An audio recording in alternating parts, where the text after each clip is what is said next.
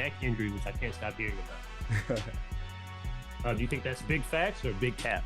A little bit of both, right? But what you mean? No. Yeah, Don't start it right.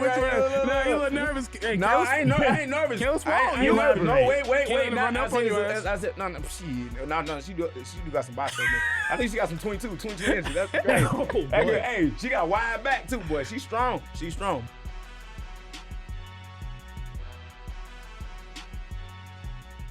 What's up, y'all? Welcome to another episode of the Brick Brother Podcast.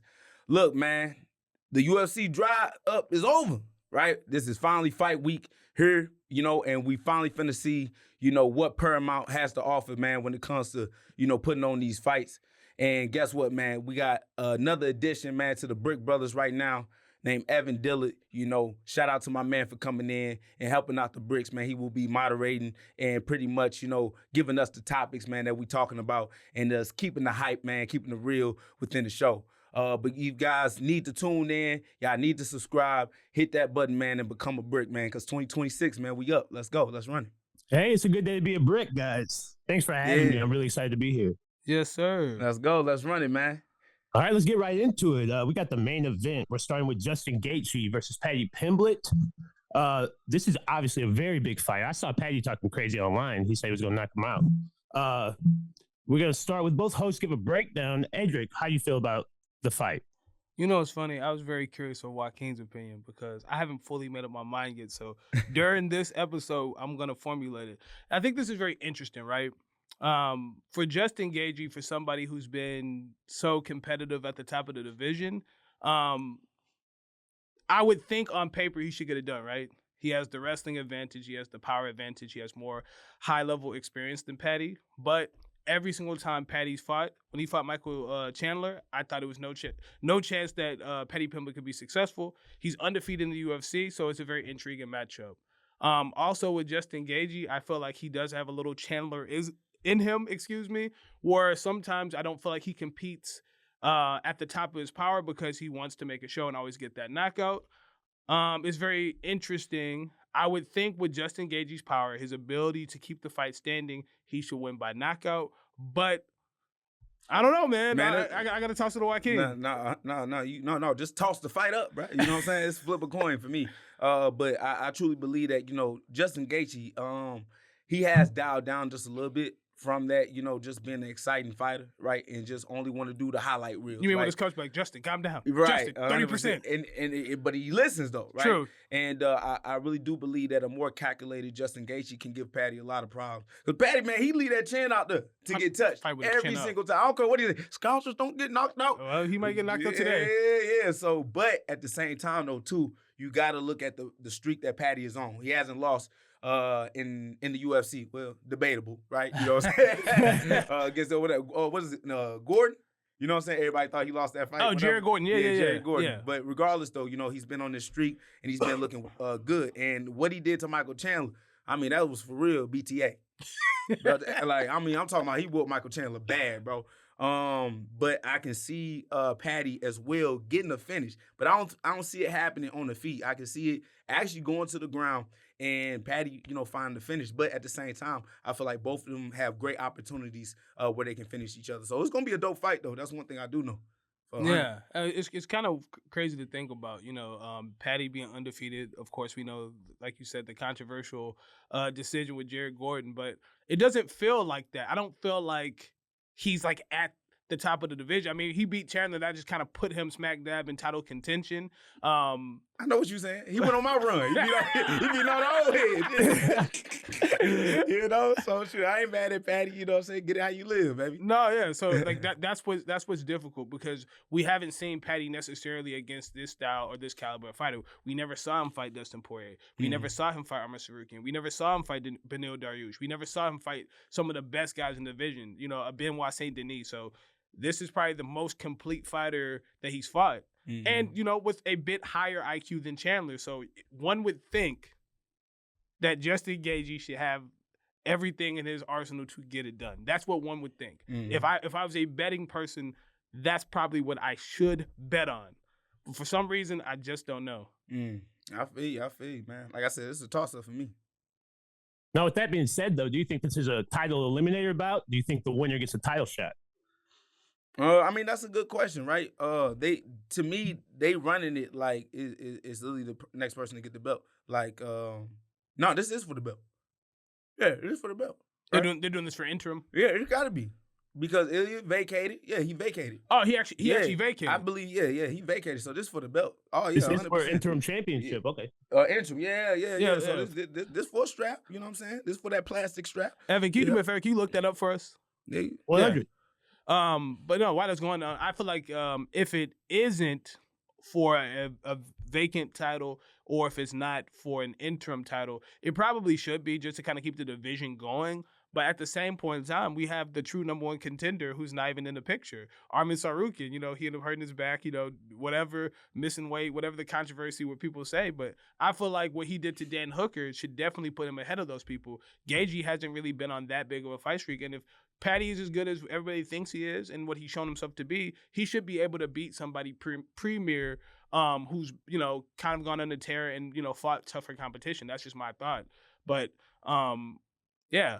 Title eliminator, vacant title, I have a problem with that, but I feel like if Ilya is ready, then of course they could do that. Or if not, fight Tsarukyan. That makes total sense. Yeah, 100%. I think this for a belt because you can't. For the record, it is for an interim championship. Yeah. Interim, so. Interim champion. I mean, same thing. I mean, well, they trying to act like the interim the real thing nowadays. Yeah, it's sort of similar. Look, never mind. I'll say that for later. But I feel like with Tsarukyan out there, I feel like it's just odd to have an interim champion. I mean, we saw it at heavyweight. We see interim champions sometimes. Yeah, it's a normal thing now. Who aren't necessarily the number one contender, isn't necessarily the best guy. So it's just one of those things where it's kind of strange, Mm-hmm.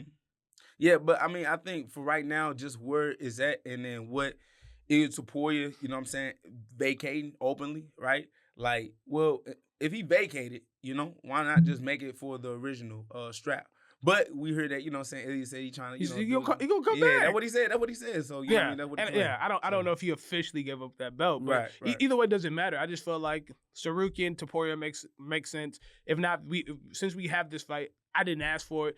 Gaethje wants to fight for a title before he retires. I feel like he's done everything the companies want him to do. He's fought a lot of tough competition. I get it. Not personally what I want to see, but for real, I just feel like it's either Tsarukyan or Pimblett, and I don't even feel like Justin Gaethje, even with the win, even deserves that title shot. That's just my personal opinion. I got you. What we got next then? Hey, before that, who do you guys think is going to get the win ultimately? Who's getting their hand raised?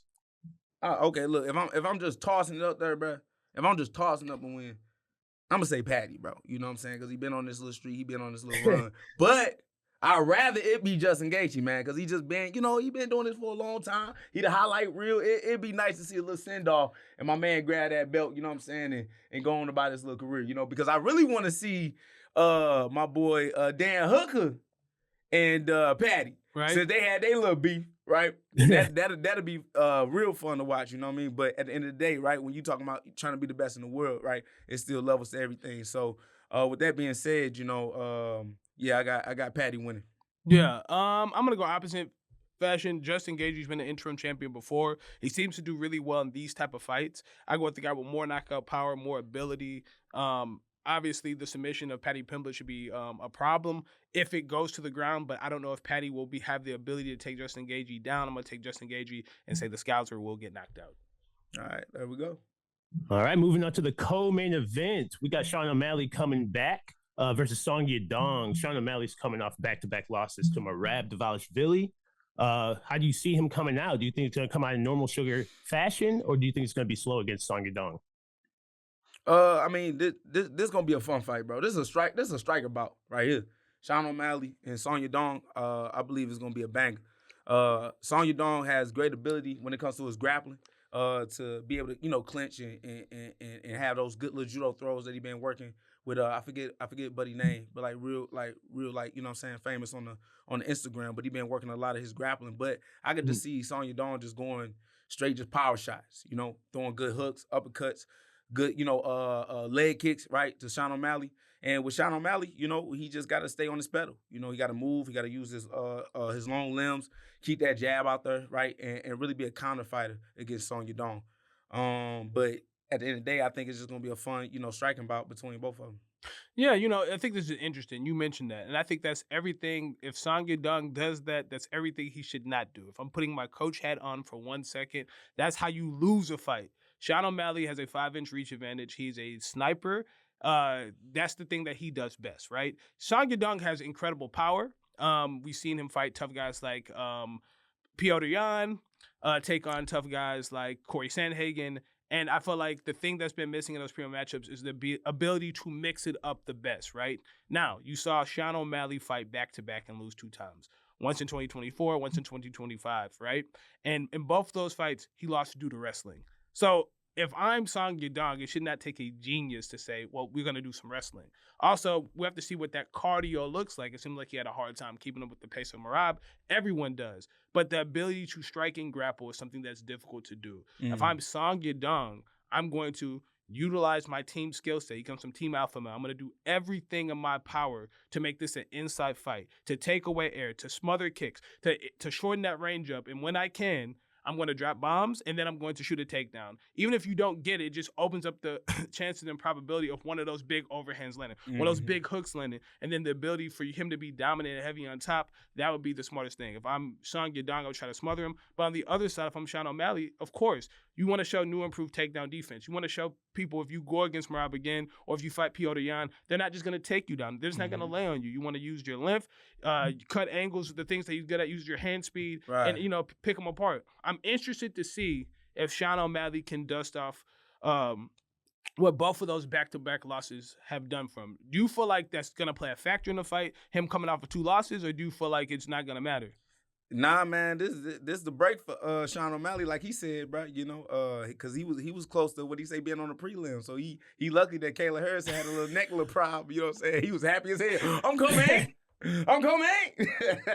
But nah, he'll be all right, man. He is a superstar in his own right.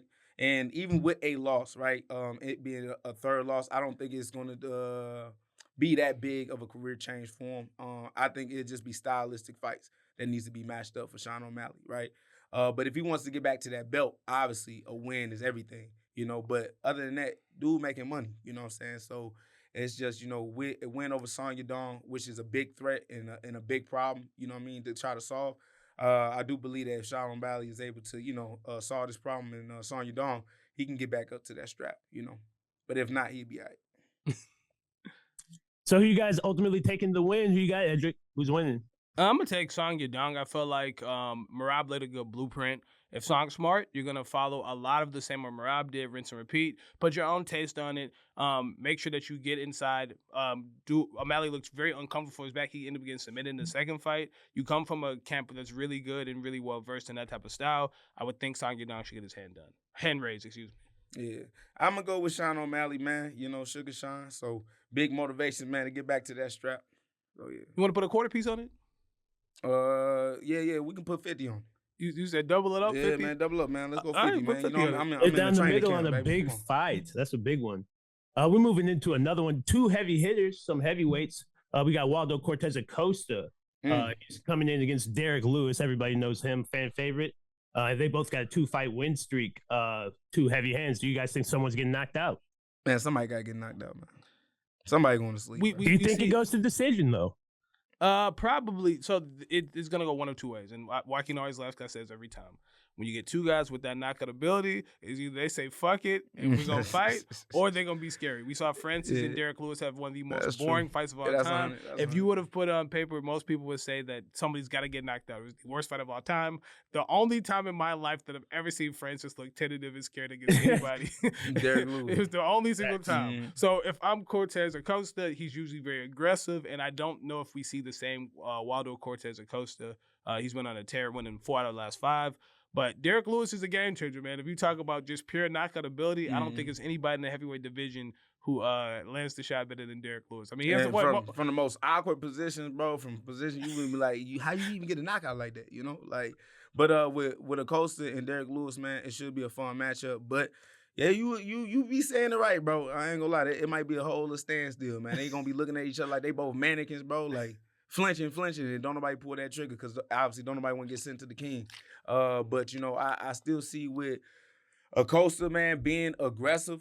I feel like he's the faster athlete. right? I for feel sure. like, with Acosta having this little hype behind them, even though they both on a 2-fight winning streak, the activity that Acosta has had, I feel like it would be in his favor, Just yet again, like when you step out into that octagon, if you just get comfortable with stepping up those stairs, it's always good. So, I'm gonna put the end on Acosta to get that win. No, I think this is super interesting, right? We've never really seen Acosta face somebody with this magnitude of star presence, right? This is a big opportunity. We never seen Acosta look nervous. Besides the one blemish to Sergey Pavlovich, this is probably the biggest opportunity that he's facing. And I want to give a little shout out to myself because I did actually call for this fight, the episode we did when we were talking about Acosta's last win, and say, oh, him and Derek Lewis makes perfect sense, and the fight was booked like literally the next week. I'm not saying that they listened to me, but I thought that was, you never know. No, I think just good matchmaking. Good matchmaking, but I would think Derek Lewis gets it done. He has the most knockouts in UFC history. Definitely in the heavyweight division. I think that he's gonna give himself another knockout. So I'm gonna go with Derek Lewis. Hey, Joaquin, given the scope of the heavyweight division, it's kind of topsy-turvy right now. Do you think this is a title eliminator fight? Do you think a winner gets a title shot at all? Or is it title contention even in the top? I mean, it could possibly, right? Derek Lewis got a big enough name to make some noise, right? Tom Aspinall ain't coming back no time soon, but that boy, he blind in both eyes right now. That boy like Ray Charles trying to find his title shot. He trying to find it. But I feel as if, Acosta, like I said, being on his little hype, streak and, being so active for the UFC, which the UFC loves when guys are active and just stepping out into the octagon no matter who they facing, right? That's always gonna shoot you up there too. So yeah, I can see that. Mm-hmm. I feel like if Derek Lewis wins, I mean, probably not, but if Cortez Acosta because it's new blood, I think it's interesting, right? Because heavyweight, nobody wins for that long. It just doesn't happen. You win 3 fights at heavyweight, you're definitely in front line for a title. But with John Jones supposedly coming back, and we don't know what that looks like, the champion being out. Jailton Almeida, you have all these different guys in the mix. So I feel like literally whatever way the weight falls, anybody could fight for a title. Not out of the realm of possibility. No, that's fair. You guys already said who's gonna win. Edrick, did I get your pick on who's gonna win? Yeah, I'm taking Derek Lewis. I think he getting another knockout. And then he's gonna say something wild to his wife and probably take his shorts off, throw his cup in the crowd, jump on top of the cage, something like that. That sounds like some Black Beat shit. All right, moving into some women's MMA, we got Natalia Silva coming up against Rose Namajunas. And Natalia Silva just beat Alexa Grasso. What do you guys think about this? Who's going to win and how, Joaquin? Alexa Grasso and who the other girl? I'm sorry, it's Rose Namajunas and Natalia Silva. Yeah, Natalia Silva. Okay. It was supposed to be Rose and Alexa Grasso, I believe. Oh, okay. But my girl Natalia stepping up, right? Yeah. Yeah. No, Silva, man, she cold, man. Shout out to her. And this is a big fight for her too. Fighting a former champion and what's her name, Rose. You know what I'm saying? I had to think about it. You know what I'm saying? But I was gonna say that last name, but Namajunas, but I was gonna mess that up. Yeah, who? Namajunas. Am I saying it right? Namajunas. Did I get it? Namajunas. Yeah, close enough. Y'all took Spanish. Man, Lil Rose. Anyway, y'all took Spanish in high school, huh? Y'all got good accents. I like your pronunciation. But no, I think it's Natalia Silva's time, man. She's definitely one of the ones I've been watching early, especially with her Taekwondo background. Her footwork, her striking is so dynamic, bro. So explosive, bro. And she's just exciting, man, to watch. And just her personality, man, is something to, also be a big fan of. So, I just want to see this girl, get her shot. Because, be honest with you, she got a shot out from the champ, from Valentina, right? So now she getting her chance to fight Rose, who, yet again, was a former champion. And if she able to show out, you already know she next. No, yeah. Natalia is undefeated, I believe, in the UFC. I want to say 7-0. She's been showing out. My only question is, bro, it just depends what Rose is she fighting. Like Rose, when she's on, she looks unbeatable. But just at the flip of a coin, something changing the air pressure, her mentality. No, for real, like Rose has been one of the most confusing fighters. Like I can add her to the confusing fighter list just from inconsistency. When she's on, I've never seen a better fighter. Starches Zhang Weili. Mm-hmm. How what we think about Weili on this show. Honey. Amazing. And then she'll fight Carla Esparza, and it's like, I'm like, oh, this is the easiest fight of your life, and then just have it ain't hit. you It know. ain't hit. So it just depends what Rose Namajunas we see. I feel like there's plenty left in the tank for Rose. She's super talented.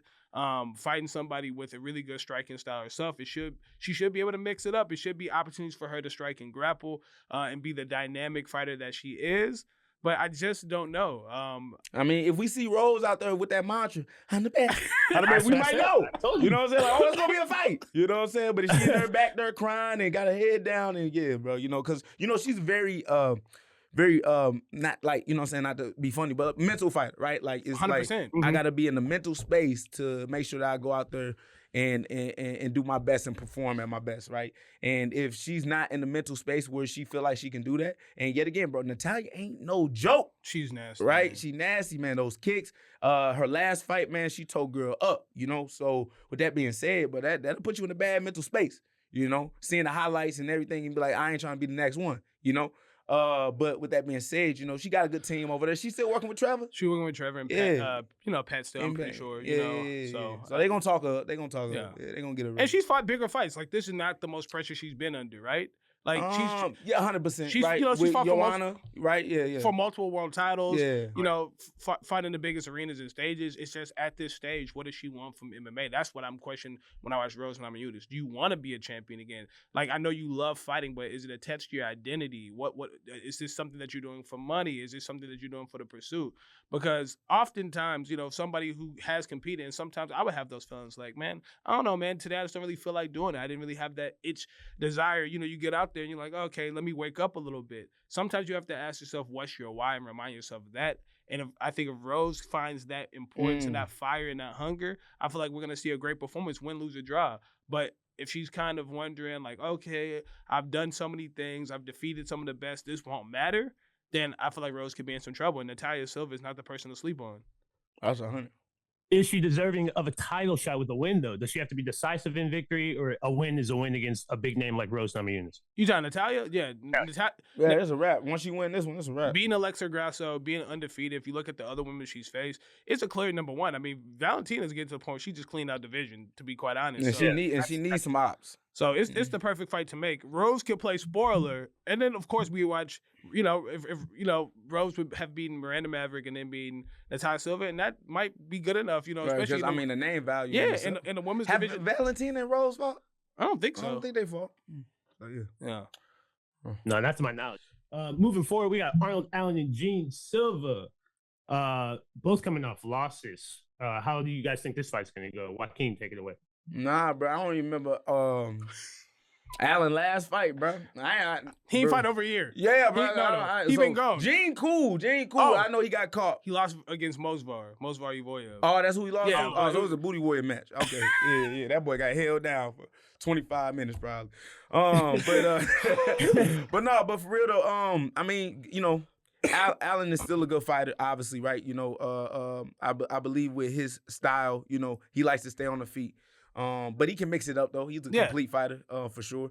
But you know, Gene Silva, you know, he's definitely motivated, man, to kind of, you know, come back with a win. Obviously, he had a devastating loss against Diego Lopez, which he was doing cool. Doing great. Until he wasn't. You know what I'm saying? That spinning elbow was crazy.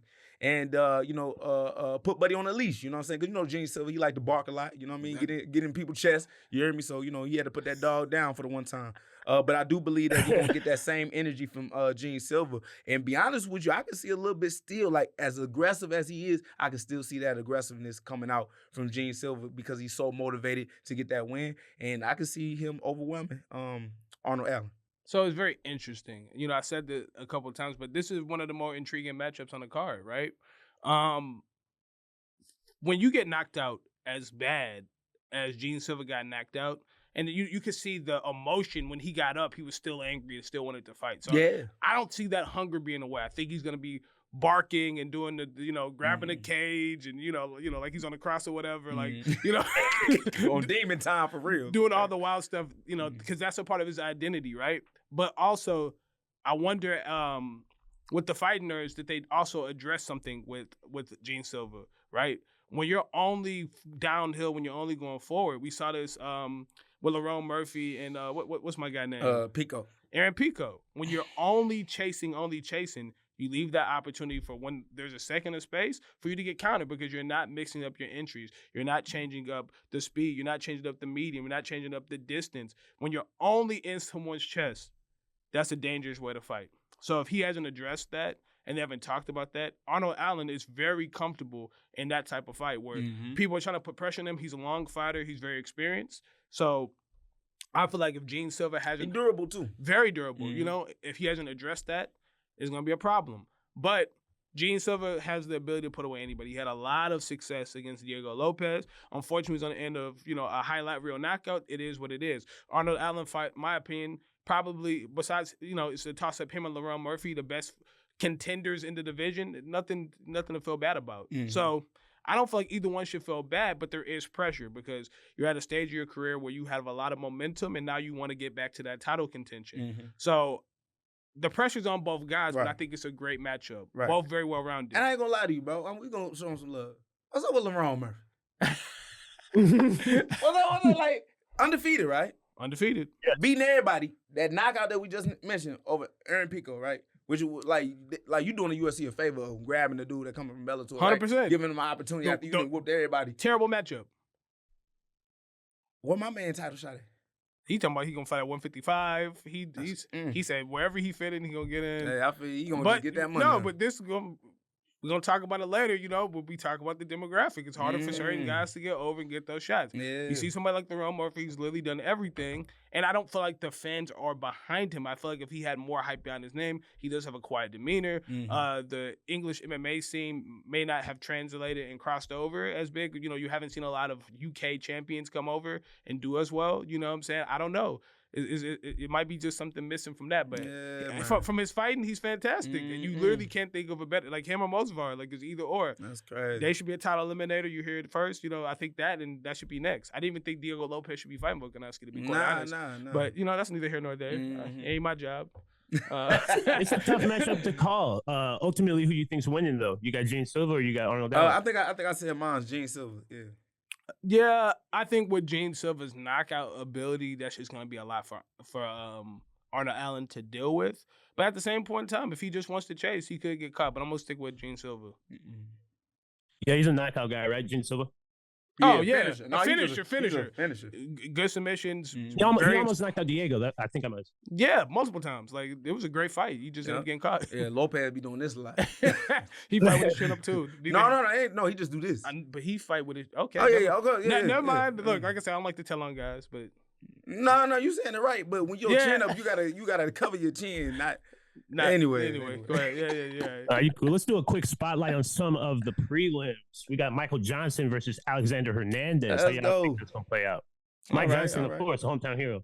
100% from St. Louis, dog. Marquette, big stomping yards. You know what I'm saying? Who he fight? Alexander Hernandez. Oh, that's a dude. Hands of Stone.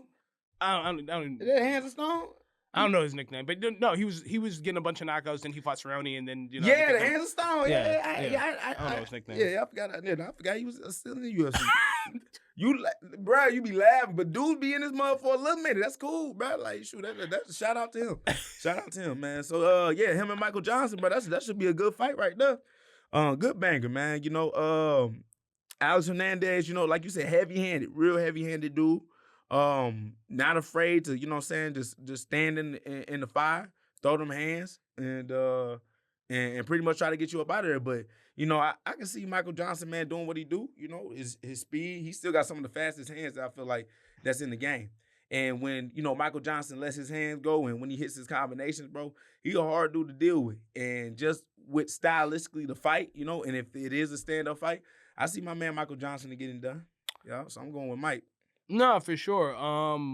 I think Michael Johnson has shown a resurgence. He's shown his durability. He's fought all the best people.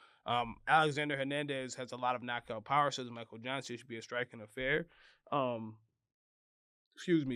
I think that Michael Johnson just beating a young, tough opponent, coming off that knockout, or not knockout, but decisive victory over, a young guy who's known to knock people out and very explosive, and, the kicks and everything like that does him well. I think Michael Johnson doesn't get enough credit for taking on everybody. Like, you can't even it's hard to think of 55 as he hasn't fought, So with that being said, I'm gonna take Michael Johnson, the hometown guy, for sure. We also got Alex Perez versus Charles Johnson, another hometown guy. Yeah, let's go back to back St. Louis, man. I wonder if they do that on purpose. That's cool, man. That's cool. I did that.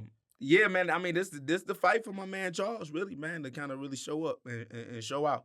Obviously, man, we already know that, with Charles' style, he a conditioned machine, so if he's able to start early and also finish last, it's gonna be good for him, But I can see my man Charles getting a finish in this fight. But don't get it twisted. Alex Perez ain't no joke. This is good competition, and Alex Perez coming off a good win, right? In one of his last fights. I don't know about that. Not the Ty, but Ty Shura tore him up. But I believe he got a win. Nah, he lost to Amabayev. I just looked it up. Oh, both of them back to back. So he on 2-fight losing streak. I don't know about back to back, but I don't know. Let me all right, somebody look it up for me, man. I'm looking line. Anyways, though, but still a good vet that that's been in the UFC. And if Charles is able to do to him like the other guys were able to do, he put himself right there in position as well, And not only just in position, but in position to actually talk about, fighting for a title, man. So, man, shout out to Charles, man. Go get that win. Go get that win. I think this is a great opportunity for Charles Johnson, man. The prospect killer. I feel like they're always putting him against these young, tough prospects. Leonard Kavanaugh, the champion Joshua Van. This is one of the fights I feel like is the bridge for him to show what he's truly made of in this division. Like, not just a guy who should be fighting prospects. He's beating enough of them. Let's see him against ranked talent, right? Let's see him against some of the best guys. And I feel like what he's been able to do, put guys out, the speed, the efficiency of combinations, the angles, the footwork, the wrestling, his jiu-jitsu, his grappling defense. He should have all the tools to deal with Alex Perez. I think it's a great matchup for him. I think it's a great fight. Alex Perez is someone who's fought everybody at that division in flyweight. I'm going to take Charles Johnson. I'm going to say he can get another knockout here. Man, shout out to my man. Hey, you put him in the game, too. Yeah. My man in the game. Yes, sir. Yeah, they got the skullet on her. They got the skullet right. Up next, a prelim I'm excited about, Umar Nurmagomedov versus Davison Figueiredo. That's a tough one. How you feel, Joaquin? Go ahead, E. Yeah, I mean that could be on the main card for real. We could Joaquin probably get mad, but we could bump Natalia and them off. They can come off that main event 100%. I understand, it's supposed to be a women's co-main event, so you want to show the ladies love, but nah, for real talk, we can bump that down. Umar versus Davison Figueiredo, that's a real high level fight. Maybe even more high level, honestly, than Song Yadong and Sean O'Malley, to be quite honest. But obviously the star power a little higher for O'Malley. I think with Umar Nurmagomedov, obviously the kicks, him having really good wrestling, his grappling, his jiu-jitsu. But you have the same for Figueiredo. You have power, you have speed, you have good jiu-jitsu. He's looked great at the weight class besides the loss against Corey Sandhagen. It's a great fight, man. I really don't know what to expect from it. But Umar's looked great against everybody except Merab. So right. They didn't really knock them down, all the way down. Because what was Diego last? So Figueiredo. Evan went in reverse. This is the featured bout on the prelims. Oh, this is a feature. Oh, so you went in. You going up? So maybe I did it backwards. I thought the feature bout was supposed to be. Because I said, boy, they dropped all the way down. That's crazy. No, that's my fault. No, you straight. Yeah, you good, bro. Yeah. You good. But no, it's a fun matchup, man. I can really see, that'd be crazy if they was the first ones on there. Yeah, I was thinking about ain't nobody gonna beat the stands. That's fucked up. But what I about to say though? Umar, is one of those guys, man. Yeah, at the end of the day, bro, it's always gonna be a problem, right? Especially with not only being, such a, tough grappler, right, and being able to get the fights to the ground, but also with his, able to use the kick, right, and be able to use his distance. That's one thing he does have is decent striking. I feel like, he can be able to, change his game up just a little bit. And Figueiredo, he looking decent, like I said, at this weight class that he moved up to.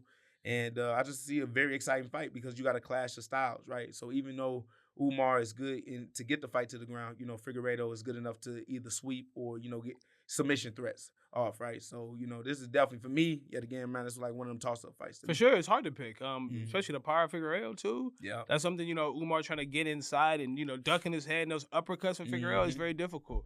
I'm going to take the younger guy. I'm going to take Umar Nurmagomedov.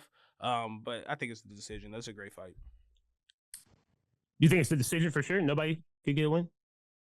I think it's the decision for Umar. I don't think it's gonna be a finish. Both of them are very durable. You saw Corey Sandhagen, with the Umar. Yeah, not Umar, but with Davison Figueroa finishing him. With they're in the 50-50 situation, and he, giving him trouble with the leg submission or whatever. But as far as Davison, he's a hard guy to finish. Mm-hmm. Okay. All right, recently you guys had Bobby King Green on the podcast. Yeah, You guys, shout out to King Green. Yeah, you guys brought up a great discussion about the lack of black fans for mixed martial arts. I wanted to see what y'all really thought about it, because as a wrestler, I noticed that in wrestling as well. So I wanted to see if the disparity was similar. Well, first off, I think a lot of people confused, man. Got my man Bobby confused, first off, man. Yeah. A lot of things got out of context, right? So I mean, hold on, because I do want to just give some. Bobby Green is a larger-than-life personality, right? So he's like, they don't give a fuck about us, right? He's just saying there's not.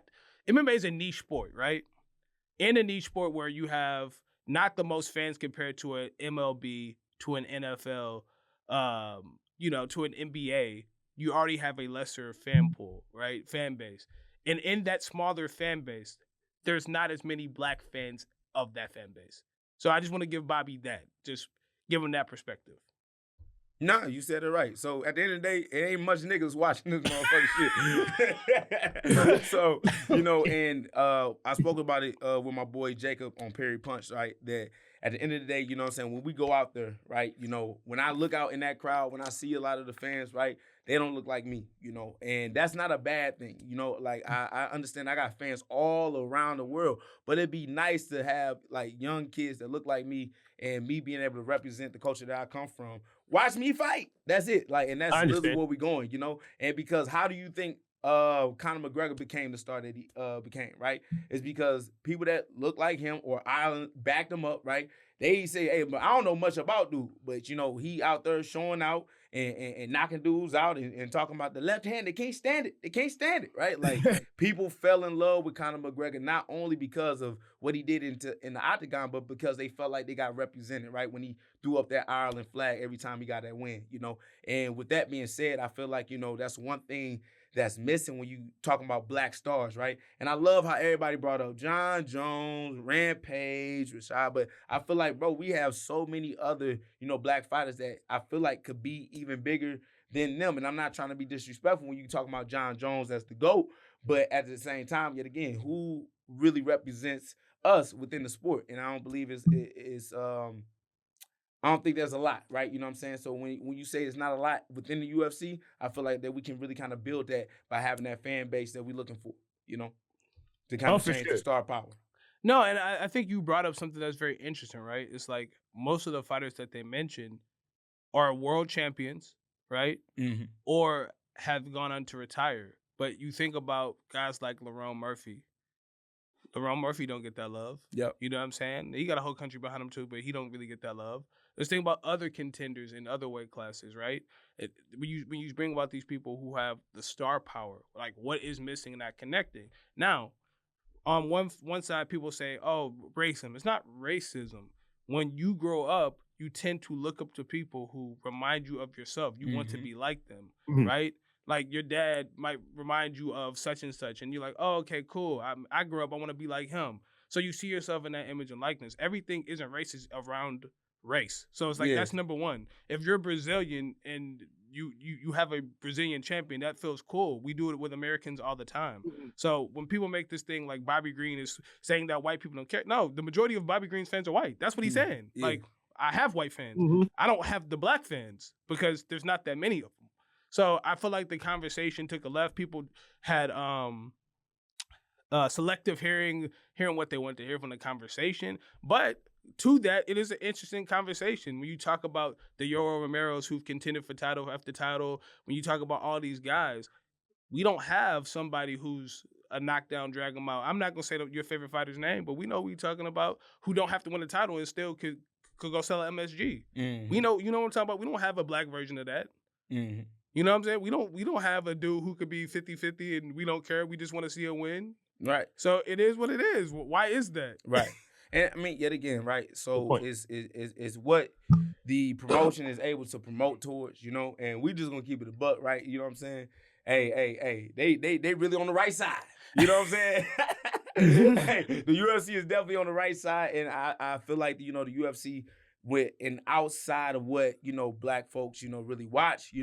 They just don't like the whole idea of what the UFC may represent, right? And at the end of the day, for me, when I'm on a promotion like this, like I'm just out here trying to show out, you know what I'm saying, and put on the best fights. And with me, I'm already knowing that, like, in order for me to be that next star that I really want to be, I know I got to have people that look like me, that understand who I am as a person, right? As an individual before just a fighter, right?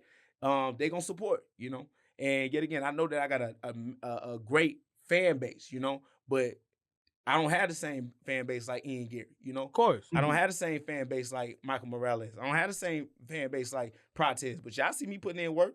Y'all see me promoting. Y'all see me getting these knockouts, going crazy with it, So what's making me so different from others, And the thing is, though, I'm not taking it personally because of my skin color, But my thing is, I'm going to do my job. I'm going to be outside where I'm promoting myself with people that look like me and be like, hey, do you watch the UFC? They might say yes or no. But then I tell them who I am, So I'm putting in the actual footwork, right, to get people to understand that, I'm one of the people that represent the culture. And, yeah, we coming for that strap for St. Louis. Also, too, speaking about the promotion, it ain't got nothing to do with the UFC. They come out green. Whoever gonna sell them tickets, they for to put on. 100%. So Bobby Green know that. He said it's all about the money. You saw the clip. And then also, just lastly, like, I thought you did a great job of highlighting the fact that when you say Protez don't look white. When you talk about people who have a culture and a country and behind them, we're just saying the fans who actually watch. It's not saying it's racist. If you go up to the average young black male and you say, do you know who Jamal Hill is? They're going to say no. Like, that's just common sense. He's a world champion. They might have never watched. You say, you know who Bud Crawford is? They're going to say, yeah, I know who Bud Crawford is. You know who Floyd Mayweather is? Yeah, I know who that is. It's just MMA. Like, I don't understand. People don't understand. You're wearing a Blues jersey. Do you feel like the biggest hockey star is as big as the biggest MLB player? Of course not. Hockey's far more neat. Like, you just have to look at it. And it's just common sense. So I just want to give Bobby credit because he's opened up a dialogue where many people are judging him for saying that there's less representation fan-wise. Not that there aren't people fans of black fighters, and he never said that. Nope. Shout out to King Green. Hey, thanks, King Green, for doing the show. Appreciate you, bro. All right, moving forward. Of course, the main event is an interim championship fight. Do you think that they should make all interim belts silver instead of gold, or do you think that it's less of a belt or anything like that? We got many opinions, man. When they first brought in the interim, it used to make sense, right? You had champions, man, that was sitting out for too long. Dominic Cruz was one of them. He was hurt, whatever. They had to make an interim, and because he wasn't gonna give up on that belt. You know what I'm saying? He wasn't gonna let that, like, nah, I ain't gonna let that slide. You know what I'm saying? I'm gonna have to figure something out, right? But I feel like now it's just being like just a common thing now where like they just handing out interims like Oprah, like, nigga, you get a belt, nigga, you get a belt, you get a belt. So I really feel like, what I'm saying, but regardless of what the color is, I feel like, man, they just get rid of that interim, man. Like, if you're gonna become a world champion, you're gonna become a world champion. If the champion is not active enough, right, for the UFC, then take that belt. Take that belt, man, and give it to somebody that's been active, man, and been working. That's my opinion. No, I respect it. For me, like, as far as silver, gold, validity, like, let's just be honest, right? We rarely have looked at an interim champion like we look at the actual champ, right? But if I'm the interim champion, I don't give a damn. Shit, I'm gonna be like, I'm the champ. I'm gonna be honest, right? So from that perspective, no, you shouldn't care. And it should be an insurance plan of how you get a title shot. And unfortunately, that doesn't always happen. It's been more, in my opinion, like a lottery ticket. Break that down. Break that down again. Hold on. Yeah, break that down for the people. Usually in UFC or mixed martial arts, if there's an interim champion, once the actual champion's out of legal trouble, their knees healed, they feel like fighting again, whatever the case may be, the interim champion and the actual champion will fight, and they unify the belt, right? But that doesn't happen today because we saw with Tom Aspinall and John Jones that you could be an interim champion defending an interim belt. I've never saw that before. Twice. And the champion just doing side quests. So my point being is, do I put as much stock in it? Not because the interim champion like a Tony Ferguson or other people who've done great things to get it, but now you can just be an interim champion and the champion is fighting other people getting defenses. So no, I don't think it really matters as much today. But for those people who are interim champions, I mean, hang your head high. I'd be like, damn, yeah, I'm champ, interim champ. I see. You know what I mean? All right, we're gonna try Matter of something fact, hold different. on. Let's go. So I know we got a short time. So what do you feel about the BMF though? Let's rock on that real quick. BMF? Yeah. No. You think they should scrap that? The BMF is the worst belt ever made. It's terrible. Because I'm like, bro, I feel like they just keep it at 155. I thought the BMF was for like, it don't even matter. Like you the baddest motherfucker. Like you gonna fight anybody. Nigga. I go a 205 running with somebody. Like that's what I thought it was. And like I feel my guy Darren would get mad at me because he said he wanted the BMF more than anything and shout Darren Weeks. But it's a participation trophy, man. It's just a way to sell tickets. Let's be honest. Like traditionally, they don't want to do a big card without a title on it. So it's just a way to trick fans. Like, oh, BMF. Like, yeah, got the BMF on the how you gonna be the BMF if somebody the champion? Like Max Holloway, he's BMF right now. Yeah, he just all the BMF is lost. Yeah, they got he just got spun. And Max is great. Like I'm a big 100%. Max fan, but like just be honest. How you still got that belt though? Like looking at Topuria, you can't feel like a champ. You know no, and especially because Topuria really came out like a BMF. He's like, hey, bro. Hit that center. Yeah, you know what I'm saying? He's like, no, man. I'm good. So, yeah. Come on. That's my thoughts about but that's just my actual real opinion. Yep. Scrap both of them belts, man. Fair enough. Moving on, we're going to try something called Big Cap. I'm going to throw out a couple of topics, and you guys going to tell me if you think it's a fact or if it's false. I should have brought my cap for this. Starting with the Kayla Harrison neck injury, which I can't stop hearing about. Do you think that's big facts or big cap? A little bit of both, right? But what you mean? No. Yeah, don't start it right. No, you look nervous. Hey, no, I ain't nervous. Kayla's nervous. No, wait. She do got some biceps. I think she got some 22 inches. That's crazy. Hey, she got wide back too, boy. She's strong. But I'ma just keep it real, right? She always had this neck injury, you know? And even Ali kind of put out there, like, you know what I'm saying? She been dealing with this before she even got into the UFC, you know? What I find crazy is that, you know, when you decide to get surgery or have it like the injury, whatever that you said, like, got exposed again, that is 2 weeks from the fight, you know? Like, that's where the cap come from for me, you know what I'm saying? As the fight got a little closer, you watching them highlight reels, you know, Amanda Nunes, what she did to Ronda Rousey, you know what I'm saying? Mm-hmm. And how she had her looking like Craig, you know what I'm saying? you know Craig. You know, that's what I believe for real, kind of, you know, made her go to the doctor, was like, hey, can you check out my neck? And then like, yeah, you need to get surgery real quick, you know what I'm saying? So, yeah, let me call Big Cap on that one, man. Yeah, I'm going to say, if it was any other woman she was fighting except Amanda Nunes, we'd be seeing a co-main event this weekend. But since Amanda Nunes, you see the knockout ability, all the highlights, and her whooping everybody's ass, I'm going to call cap a little bit. Yeah. Not to say she's not injured, but now you're not getting paid for this fight. You put in all this time, the event's a week away, now you're not fighting, you have to get surgery. It's very unlikely that the neck injury progressed worse than what it was, or that she couldn't have suffered through it to do it. But, you know. I'm going to say this, too. The video kind of exposed everything to me, bro. The whole, I just want to thank Amanda. I want to thank my coaches. Man, you see that's hella No, like once she started doing that, I was like, yeah, I know, yeah, she playing. Because at the end of the day, it's just like, whatever you dealing with, first off, you don't need to apologize or hell no. You know what I'm saying? Like if you legitimate, like it don't get no video needed. But yeah, because you know how people be when this shit happened. You got lucky. You got lucky. I got injured, man. I would have beat your ass. No. I'll be back. Yeah, you know what I'm saying? You know what I mean? You start talking that shit. Give me 3.5 months. Yeah, maybe 4. But it is what it is. You know, 100%. She's still champion for now, and you know maybe Amanda lose that itch to fight. You know what I mean? Like, she go back into retirement, raise them kids. Fact, that's a good question though too. Real quick, before we even get started, you think Amanda gonna fight? Well, like just anybody else? No, if she out, you know, like I said, as far as her legacy and what people see her as, people see her as the GOAT. Yeah. The one thing, if she come back and beat the brakes of Kayla Harrison, boy, that list becomes very, very short. You know what I'm saying? That's true. So that's only it's either belt or leave me alone. Yeah, 100%. I don't think she need fighting either. You know, they said Conor McGregor's fighting at the White House. Edrick, is that cap or facts? I'm gonna say the biggest cap in the world. Conor McGregor, I don't think he's doing no type of fighting. He doing what's his company? Bare Knuckle Fighting Championship. Yeah.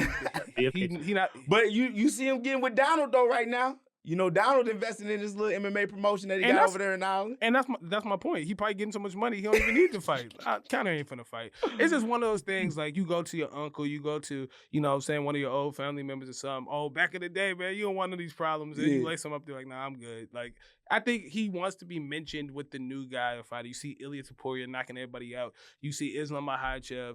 And now people aren't mentioning Conor McGregor as much. People don't care as much. Even Dana White said that fight Michael Chandler, that was years ago. We're not doing that. Like, that's not finna happen. Who would Conor McGregor fight? Like, that's my question. What would make sense?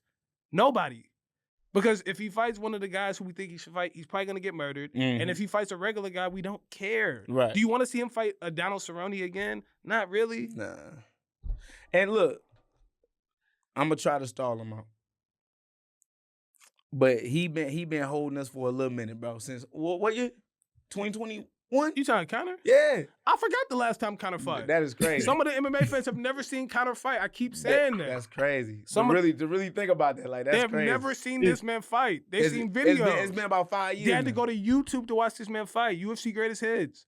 Yeah, no, that's crazy, bro. You know what I mean? Yeah, we gonna have to call a big cap on that one. We gonna have to call. Conor should just go chill with GSP. Just keep doing videos. yeah. Like you said, he making money. You know what I'm saying? Doing great. Proper 12. I mean, I don't know if Proper still hidden, but you know, he, like you said, he making money outside. The Mac Life or whatever you got. Yeah, got some shit going. Yeah, 100%. Yeah, big cap, man. Conor ain't coming back.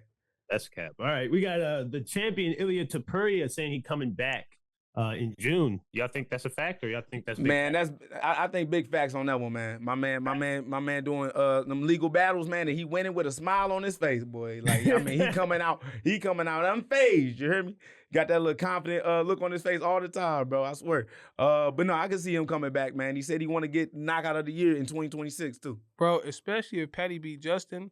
He can't wait to beat the brakes off of Paddy. You know what I'm saying? And you mad, you know, the woman fucking up your life, this and that, all your personal issues, get a chance to take it out on Paddy Pimblett. And they've been talking shit for years. Yep, 100%. So I'm going to say facts. I'm going to say Ilia Topuria will be back fighting either Gaethje or Pimblett.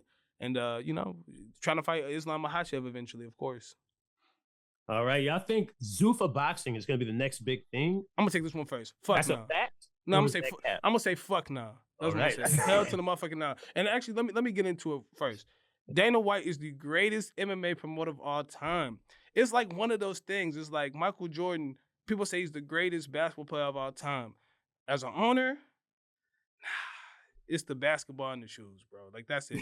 You had a great career. You won 6 championships. One of the top leading scorers. Dana White, you already did the thing. You won 6 with the Bulls. You tried power slap. It's not hidden. Tried the little surfing thing. You tried boxing back in the day. Let's be honest. He got the Bulls now. Like the little bull ride. The little PBR, but that shit been going. I thought you were talking about the Chicago Bulls. No, that shit been going on. My point being is Dana is the greatest MMA promoter of all time. UFC greatest promotion ever. No disrespect, but Zuffa boxing, hell no. I think otherwise, man. Look here, I'm gonna tell you, Dana smart. That boy got into that Muhammad Ali act, man. Threw a little extra he didn't pay some politicians like, hey man, add this in there, add that in there. You know what I'm saying? I do believe that Zuffa boxing is gonna be the next big thing, and not because of what people think, right? I truly believe that, you know, they're gonna be able to do one thing that boxing wasn't able to do, and that's put, you know, great matchups together, right? Because that's the only thing that boxing has always undone, is never put great matchups together. It's always one-sided, right? Like when you look at certain boxing matches, like, you already know who's gonna win, you know? And it always goes like that. And I feel like with Zuffa boxing, you know, and being able to, you know, give an opportunity to unknown boxers, because that's really what it's gonna be. It's gonna be unknown boxers. These boxers get a chance to, yet again, get their name out there, get paid, right? Now, is you gonna be making what Canelo, Floyd, Bud, no sir, no sir, no sir. But you are going to have a chance, right, to actually be able to perform and do what you feel like you've been born on this earth to do. And that's one thing why I believe that Zuffa boxing is going to be successful. So you saying, oh no, I didn't say it was not going to be successful, but you saying it's going to be the UFL or XFL to the NFL. Because I can see that. Yeah, that's Battlehawks. Yeah. Because shout out to Battlehawks. We in St. Louis. Yeah, shout out to them. But you got to think about it. Like, it's going to take a lot to transition over a Canelo, transition over a Bud, transition over Ryan Garcia, right? Not impossible, right? No. But with that little payout that they had out there, that little championship, I think the belt, the Zuffa belt, or the TKO belt, whatever it is for boxing, right? It's gonna be $850,000. $850,000. Ryan ain't coming over for that. Canelo ain't coming over for that. So it's gonna have to be something different. But you talking about somebody that is talented, that boxes very well, but just ain't got that name. That 850 look good to me. No, 850's fantastic. You know what I'm saying? But they working on that FedEx truck. You know what I'm saying? They boxing boxers. They say, hey, look, I ain't supposed to be boxing, I'm supposed to be boxing boxers. You know? But in my thing though, in boxing, it's kind of hard to make a star. This is the only thing that they could do if they want to create some stars. So look, Dan, I'm giving you some game now. I'm giving you some game. He gonna have to use us. 100%. You gonna have to use the UFC athletes and put them in Zuffa boxing to help build your stars. So now you finna give everybody concussions?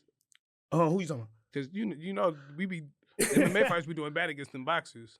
I mean, yeah, you talking about them other dudes. I'm not talking about you, bro. Yeah, I'm saying, because I ain't one of those. No. You said us. So that means more than you, right? Yeah.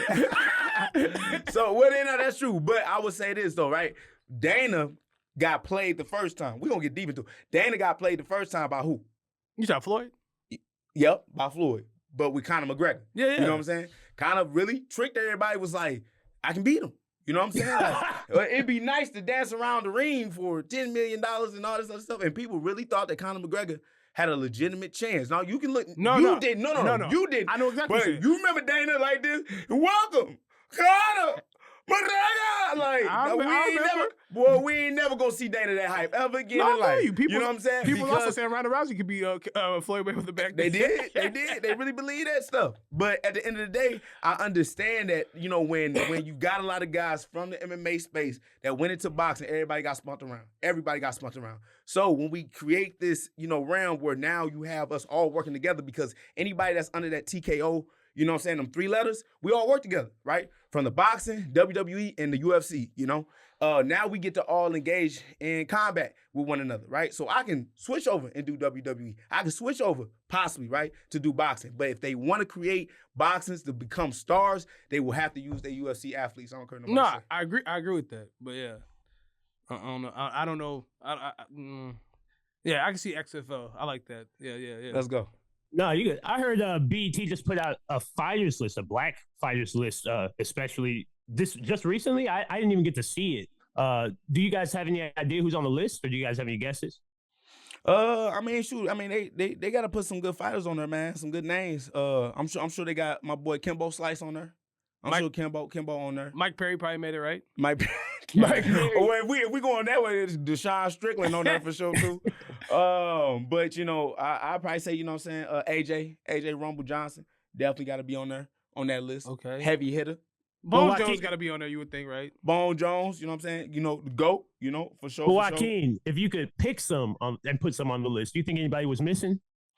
Yeah, I mean, you know, they had a lot of names missing. They had a lot of names. But I would say this, right? You know, if I was to be able to kind of promote the black fighters now, you know what I mean, that BET should have really kind of put on, you know what I mean? Because a lot of fighters they did have on her, you know what I'm saying, retired, you know what I'm saying, not even fighting or current in the UFC. Some ain't even on this earth. RP right, Rumble Johnson. Right. Hey, no, but yeah, shout out to Rumble RP, Johnson. like that's real. Like. But you know, if I'm making my list, right, you know, funny enough, I'm putting Kevin on there, Kevin Holland. I'm putting Kevin Holland on that list. I'm putting a dude like Malcolm Wellmaker on that list. I'm putting a guy like Jamal Hill on that list. I'm putting Charles Johnson on that list, right? You talking about like current fighters, you know what I'm saying? I'm putting myself on that list. Aljo. Right? You know, put Aljamain. Curtis Blaze on the list. Yeah, was Curtis on the list? No, he wasn't. Yeah, Bobby King Green on the list. Like, they had a lot of good guys that's currently fighting and really kind of showing out and showing up where they could have really kind of used that, you know. Yeah, you promoting that little press. Current fight, you know, an event that's about to happen 324, and you didn't mention anybody on the current roster. John Jones he's in retirement limbo, sort of. Rashad Evans been retired for a long time. Legend, one of the greatest to ever do it. But you know, Mighty Mouse, he been done. He been out the UFC. Last fights was in the different organizations. Like, come on, man, we could do a little better list than that. Yeah. But I don't know if that was personal, because you know BET ain't been black since 05. Since they took out a uncut BET, you know what I'm saying? That shit ain't been. You said Stephen Hill left. That's hella funny. Nah, let's go. That's good. Thank you for watching another episode of Brick Brothers Podcast. As always, like, share, subscribe, be a brick. See you guys.